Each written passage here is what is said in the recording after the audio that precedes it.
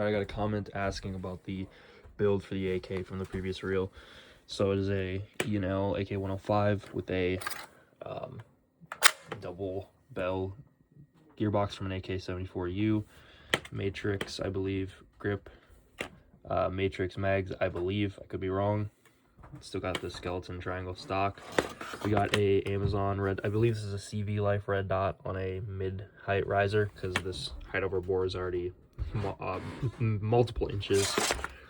We got a Zenit Co clone of their charging handle cover, just kind of pops over the existing one, kind of cool.